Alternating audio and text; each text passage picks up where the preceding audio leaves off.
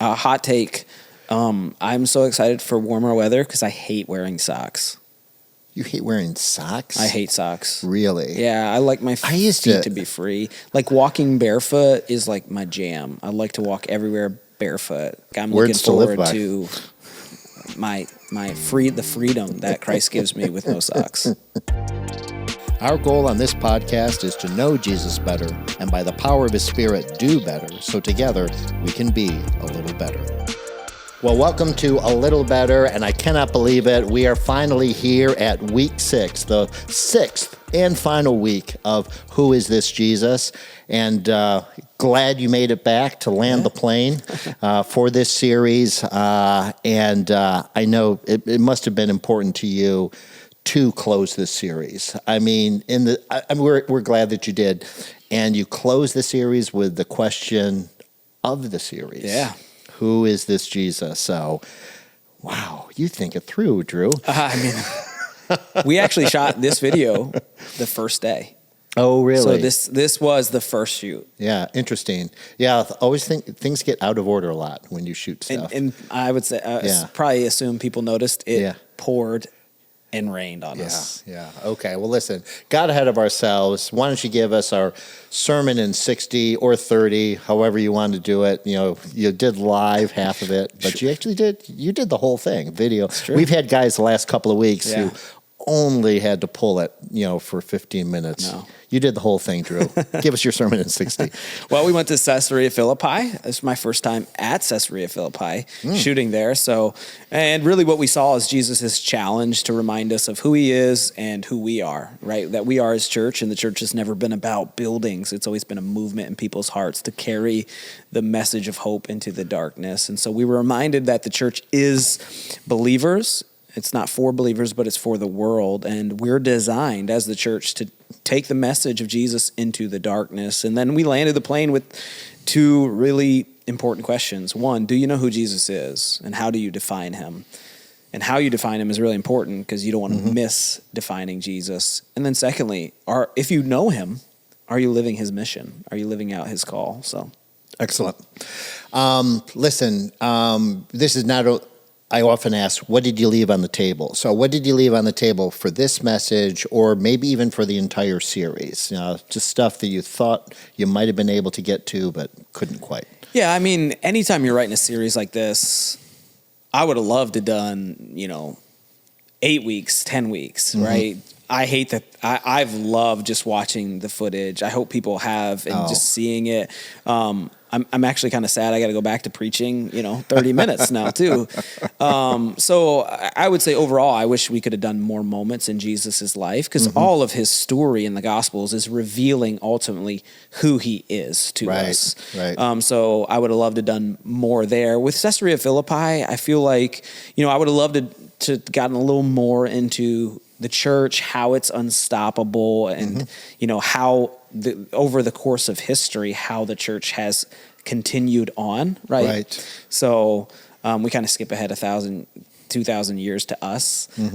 So I think those are things that I would have loved to just kind of got a little more into. But yeah, well, thank goodness we have a podcast. We can get into it. We can get whatever we want right Who now. Who knows what we're going to get into? So any lessons learned in terms of the production? Like, if you went and did it again, what would you do? Anything you would do differently? So we're keeping a file. Like, as we edit these videos, Meg and Drew, we're keeping like a comment file section of like, hey, here's things we want to know about our next shoot. B-roll is always something we always need more of. And so we say that every time we come back. But B-roll is like the footage that, I talk over. It's not direct a picture of me. And so sometimes we had low B-roll. I think we learned always be prepared for bad weather and just expect rain, be happy with sunshine. Yeah, well, I could see why in the editing room you thought maybe you were a little tight on B-roll. I thought the B-roll was gorgeous. I think we commented several times just like, this looks like the Discovery Channel. Meg and Drew, Ian, Nate, everyone who was there. Did I miss anyone? Nope. fantastic job, as a crew, beautiful shots. So what they did do, and then the way you flex with the weather too, like this one, it was like, opening shot, it's just raining, and I'm just thinking, I'm sure they wanted different weather. But as you talked, I just thought the rain fit the mood so well for what was being described. It's funny how, one thing you learn is God takes care of details that you never knew would be like purposeful, right? Like, the opening scene, think about the darkest, scariest place. What is it? It's dark, cloudy, and rainy. Like if we could have asked for sunshine, we would have taken it, right? And I've always learned that God takes care of unique details, puts things together that you could never plan for or dream of. And he just like, hey, watch me do what only I can do, right? It's beautiful. So yeah, well, we could keep on talking a while about all that beautiful photography, but the point of it was to point us to Jesus, and the whole point of the series, who is this Jesus? And you end week 6 with who is this Jesus? So how do we know? I guess you got me thinking quite a bit, and I think it's interesting, fascinating that Jesus would even pause to ask us the question.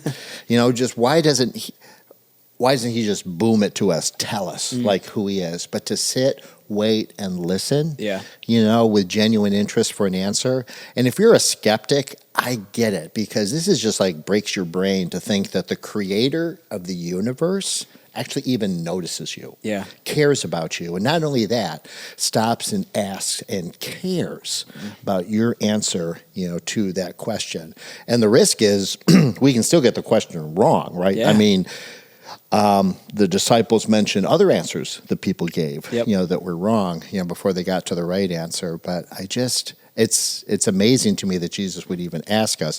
And then I think about the ways in which we try to fit Jesus into our story, rather than finding our place in Jesus' story, letting him tell the story. So I don't know. I've been reading a book. Okay. I'm going to recommend. I'll recommend it, even though I've only read the introduction. So I will promise to finish it, but just be warned.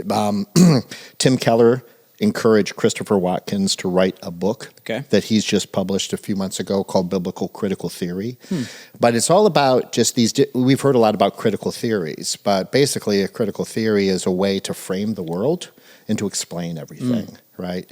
And so Christopher Watkins says, let's let the Bible frame the world. Let's let the story of the Bible, tell us where we fit.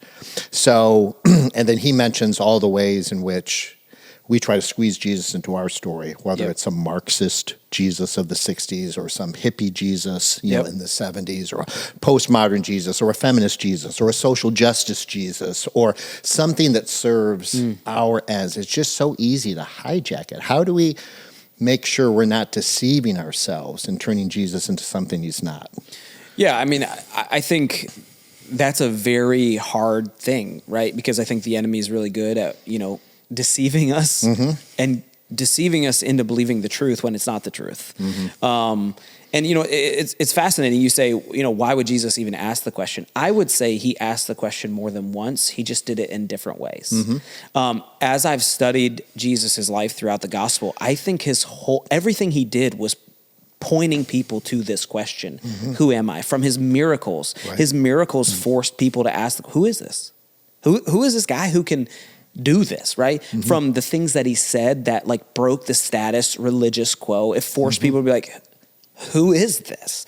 And I think all of Jesus's life was revolving around this question. He wanted people to understand who he was, the purpose he came for, and not only just that, but what he came to do through people. Right? Ultimately, that's why Jesus came, to save us from our sins and to motivate people to tell people how he did that. Right. And so I think it's fascinating. And here's what's crazy, okay? Think about Peter, right? In this moment, he's like, you're the Messiah, the Son of the living God, right? He knew exactly who Jesus was. And yet, later in his life, he maybe doesn't forget that fundamental truth, but lives in a way that he forgets that way. And I think that's why Jesus constantly through his life is asking us that question, because not only when we get it right is it awesome, but we can often know the answer and still live in a way where we don't know the answer. Right. Yeah, and I love that about your message where you tie, the answer to that question. So knowledge, affirmation to action, to doing. And the fact that, if we're not on mission, we probably got the first question wrong, right? So, we don't, because if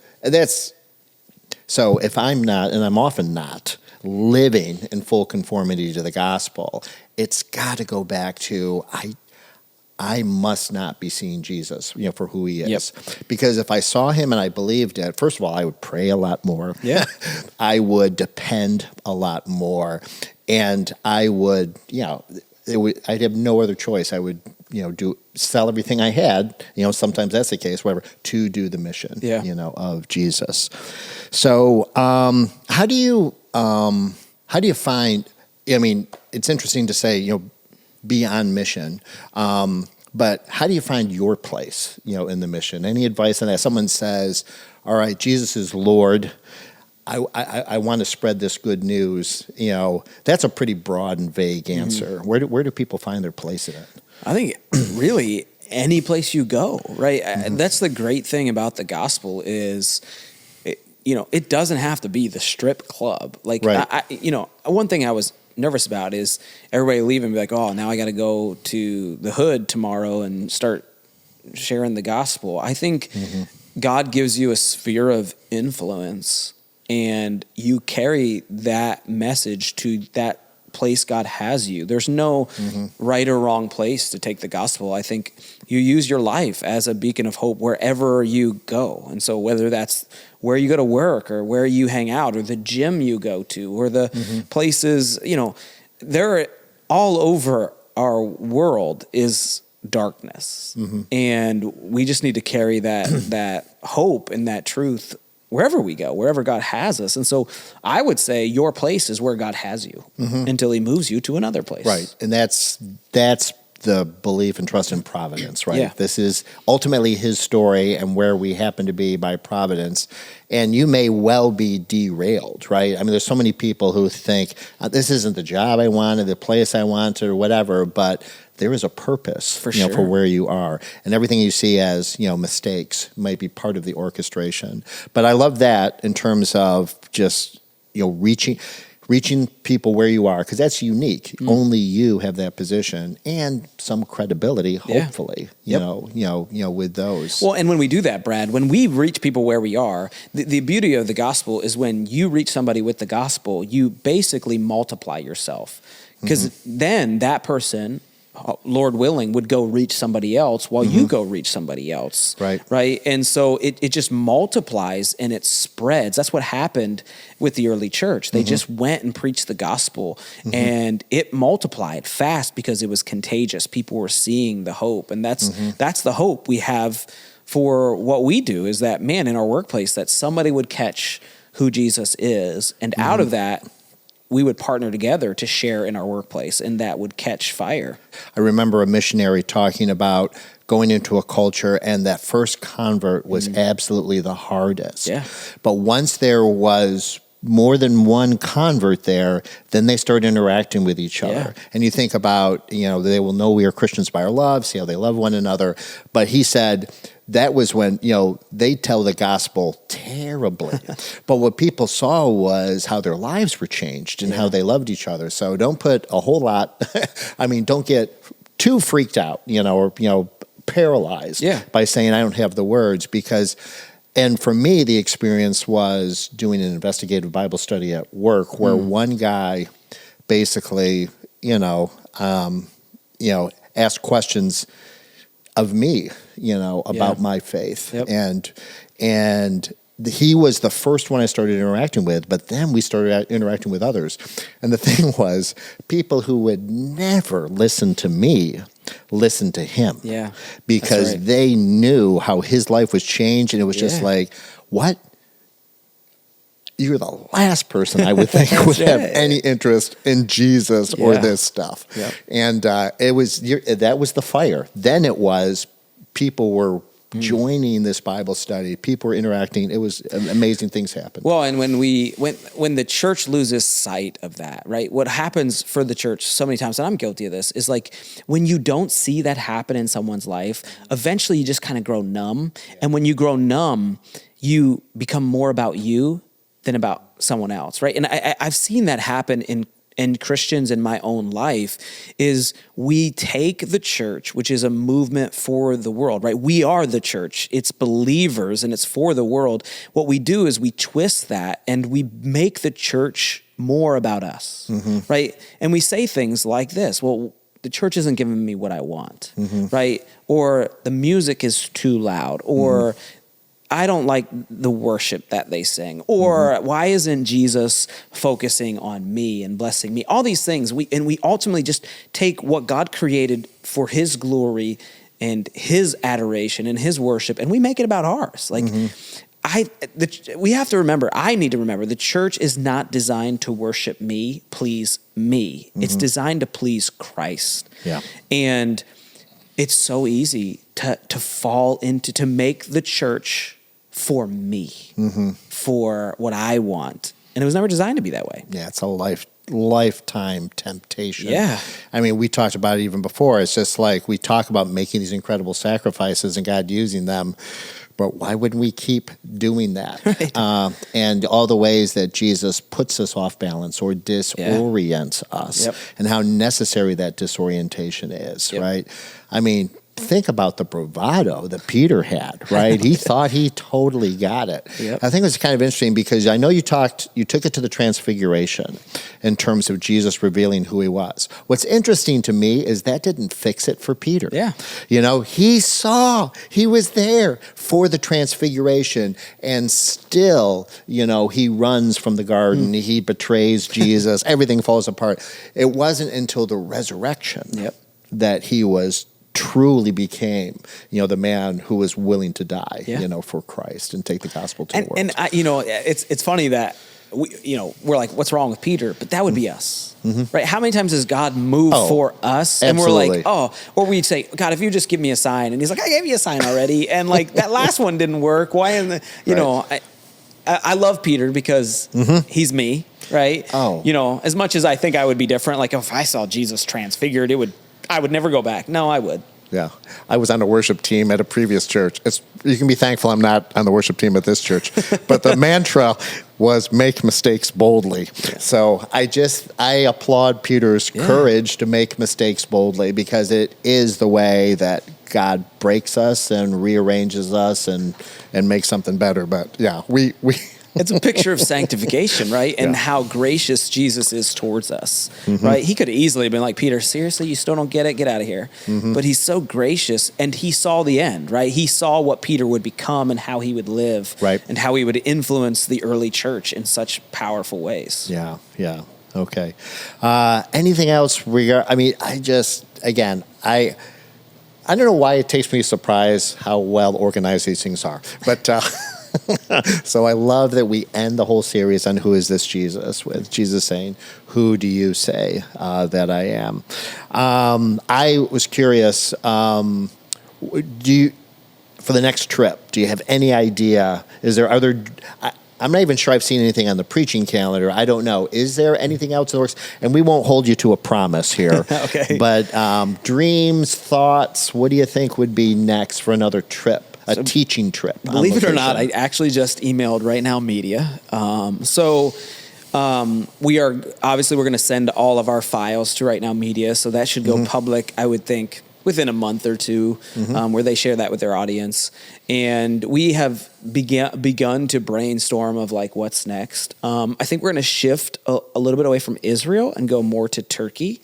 Okay. I think if I was a betting man, which I'm not, just for the record, I think we might do Ephesus and maybe work through the book of Ephesians. Right Now Media loves book studies, and they're very successful. So they said, hey, I was going to do Rome, but J.D. Greer just did Rome for Right Now Media. And so I was like, oh, okay, well, I guess You don't want to make him look bad. or vice versa, I think really more.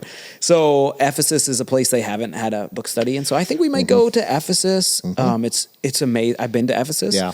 And I think it would be a really cool series to walk through Paul's letter to the church in Ephesus. Yeah, well, that sounds great. And big shout out to Right Now Media. Yeah. You know, they helped us be even better with what we did. And I would say I would agree with that entirely. I've done other book studies on Right Now Media. There's some powerful ones out there. Great for us to be able to throw this one in the mix. I just think people will be incredibly blessed by it. And to our church, if you like this series and it helped you grow and understand, share it.